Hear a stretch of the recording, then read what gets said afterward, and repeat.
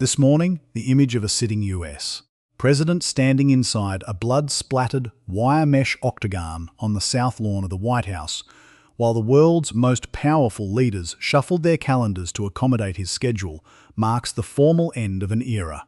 It was not merely a spectacle of American political celebrity, it was a signalling event.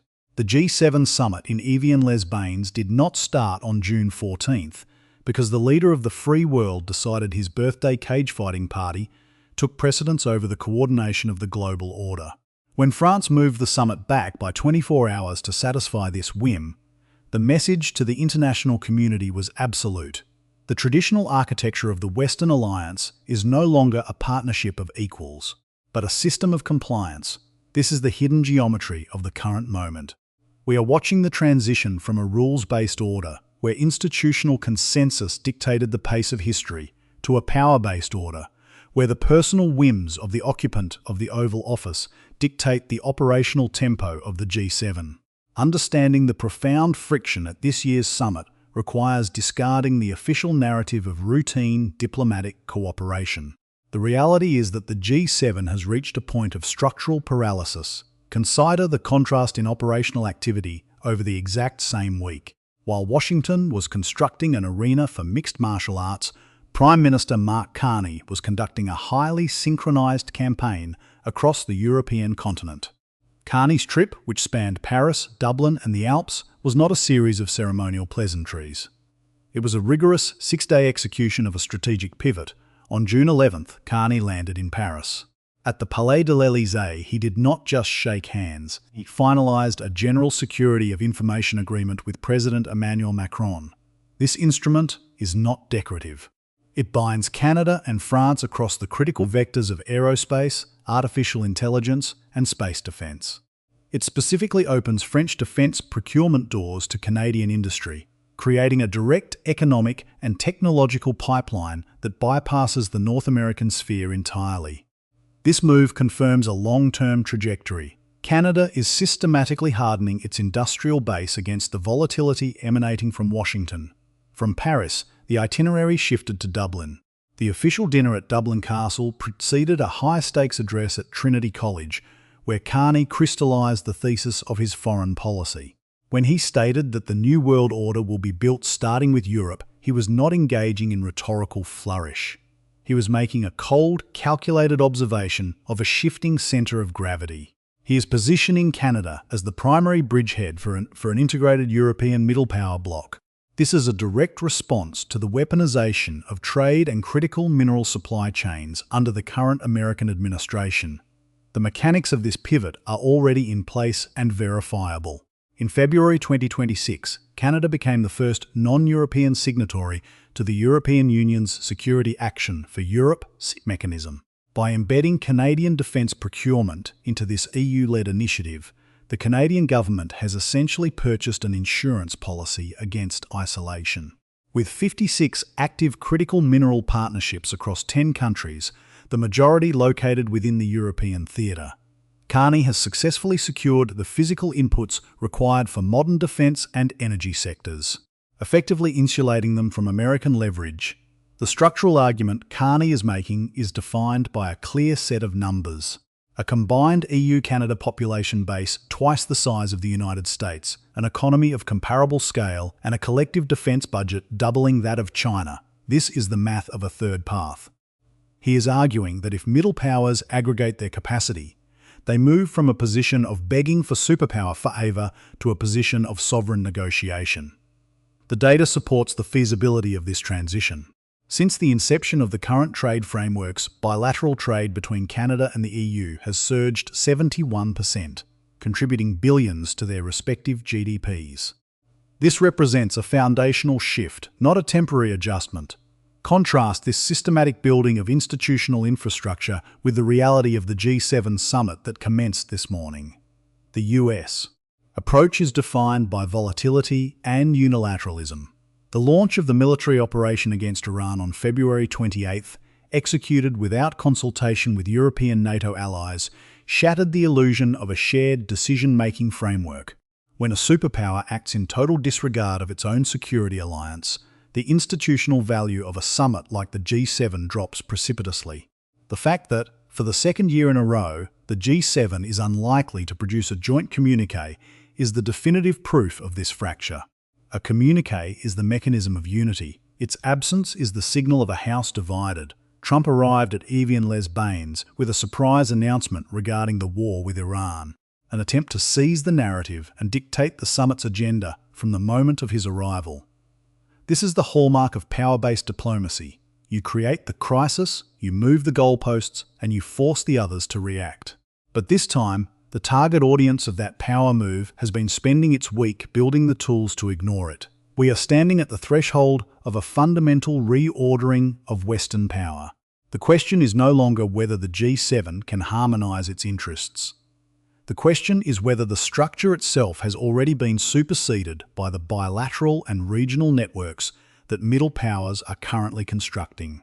Canada is not just a participant at this summit. It is a nation preparing for a post-American dependency reality.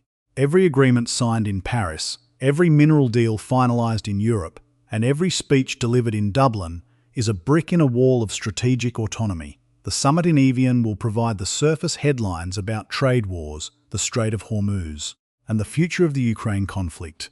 Those are the tactical concerns of the next 48 hours. But the real story is the silent acceleration of a new European-centred architecture that operates independently of the chaos currently emanating from the White House.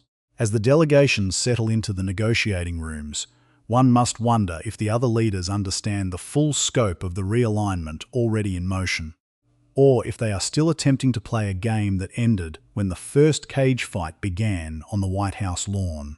But the most consequential question remains unanswered.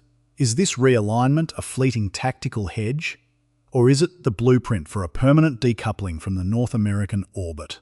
To understand the answer, you have to look past the surface-level theatre of the G7 and dissect the specific deal architecture that Prime Minister Mark Carney has spent the last year assembling. This is not a story of vague diplomatic sentiment. It is a story of rigorous technical integration. The core of this architecture is the General Security of Information Agreement, GSOIA, finalised in Paris on June 12, 2026. While the name sounds like standard bureaucratic fluff, the GSOIA is in reality a high-stakes market signal. It is the sixth such agreement Canada has signed in 18 months, but it is the most critical due to its scope. Refdesk.ca here is why this matters at a granular level. First, the GSOIA is the security plumbing of modern statecraft. Without this pact, a Canadian aerospace or AI firm cannot legally share classified technical specifications with a French prime contractor. It creates a procedural wall that historically forced Canadian companies to prioritise US partnerships where those clearance bridges already existed. By signing this, Carney has effectively bypassed the American-only bottleneck. Canadian firms in Montreal and Ottawa are now cleared to plug directly into French defence industrial cycles without needing approval from Washington. Refdesk.ca second. This agreement must be viewed in tandem with Canada's entry into the European Union's Security Action for Europe (SAFE) mechanism. When Canada became the first non-European member of SAFE in February 2026, it gained access to a $162 billion loan-backed procurement framework. This is not just a partnership, it is a financial and industrial tether. By paying the roughly $10.8 million entry fee, Ottawa secured preferential access to contracts that are specifically designed to scale up European defence production. This means Canadian workers and engineers are now directly integrated into the European rearmament effort. Global news is show 4/3. Look at the geography of these 56 critical mineral partnerships. By diversifying these assets, lithium, cobalt and rare earth elements, into a European-centred supply chain, Canada is neutralising the threat of resource coercion. If the US administration chooses to weaponize trade via the upcoming USMCA review, they will find that the physical foundation of the high-tech economy has already migrated. These minerals are the backbone of AI data centers and semiconductor fabrication. By anchoring them to EU demand, Canada is creating a structural counterweight to American protectionism. DD India, the strategic logic is cold and precise.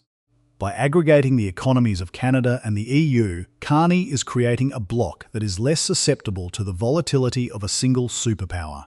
The numbers are the evidence. A combined population double that of the United States, an economy of comparable scale, and a defence budget that now dwarfs the singular capacity of any one nation outside the American sphere.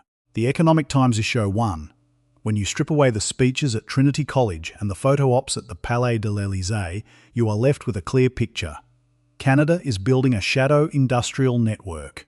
This network operates on its own security clearances, its own procurement loans, and its own supply chain for critical resources. The US. President may have spent his birthday watching cage fighting, signalling a shift toward a world where personality-driven, unilateral action defines international affairs. But while that theatre played out on the South Lawn, the structural foundations of a new post-American dependency model were being hardwired in European capitals. The question now is not whether this framework will hold, but whether the United States recognises that it has already lost the ability to control the architecture of its own backyard. The G7 summit in Evian is merely the venue for the final realisation of this shift. And as the delegates gather, the real power move has already been played in the quiet rooms of Paris and Dublin. The cage match on the South Lawn and the strategic architecture being finalised in European capitals are not two separate stories. They are the two poles of a dying consensus. While Washington pivots toward a model of personalistic, transactional power, Canada is quietly constructing the logistical and security scaffolding required to survive a world where the American umbrella no longer provides guaranteed coverage. The implications of this shift are profound and irreversible. For decades, Canadian sovereignty was defined by its integration into the North American project, a special relationship that assumed a stable, rational, and rules-based United States. That assumption is now obsolete. By formalising security agreements like the GSOIR and embedding itself in the EU's defence procurement mechanisms, Ottawa is signalling a fundamental departure from that mid-20th century orthodoxy. We are moving from a North American-centric security model to a transatlantic resilience model. This isn't just about trade. It's about decoupling the Canadian industrial base from the whims of a White House that views allies as leverage and alliances as optional. In the defence sector, the transition is stark. Canadian aerospace and AI firms, long tethered to American military-industrial supply chains, are now being redirected toward the European theatre. This is a deliberate multi-year insulation strategy. As the USMCA enters its zombie phase, staggering on through annual, performative reviews rather than substantive, long-term commitment, Carney is ensuring that Canada's economic survival isn't hostage to a single stroke of a presidential pen. EU perspectives consider the difference in the global landscape. In the pre-Trump era, the G7 was an engine of consensus, a place where the rules were set and enforced by a coordinated bloc. Today, it is a theatre of performance where the leader of the free world arrives with unilateral military surprises, and the rest of the members scramble to maintain a facade of unity. The absence of a joint communique for 2 consecutive years is not a bureaucratic oversight. It is the silent admission that the institutional architecture of the West has fractured. The danger for Canada is clear. An economy that still directs over 70% of its exports to the American market cannot simply flip a switch to European autonomy without profound, near-term pain. The risk of the USMCA review becoming a site of punitive retaliation is high, and the pay-to-play model of American trade policy under the current administration is designed to force exactly the kind of submission that Carney is trying to avoid. But the alternative is total exposure to a partner that is increasingly prioritising short-term, domestic and spectacle-driven politics over regional stability. We are watching a middle power choose resilience over vassalage. This is the new reality. Sovereignty is no longer granted by the benevolence of a superpower, it is built through the slow, technical accumulation of independent alliances and diversified supply chains. As we look toward July 1st and the looming USMCA deadline, the question is no longer whether Washington will be satisfied by Canadian concessions. The question is, how much more of our industrial future can we anchor in Europe before the current administration perceives it as an act of defiance? The framework is built, the agreements are signed, and the pivot is underway. The only thing left is to see how far the architecture can hold when the pressure from Washington inevitably turns from rhetoric into active, systemic disruption. Make sure you're subscribed. The next month is going to define the economic reality for this country for a generation.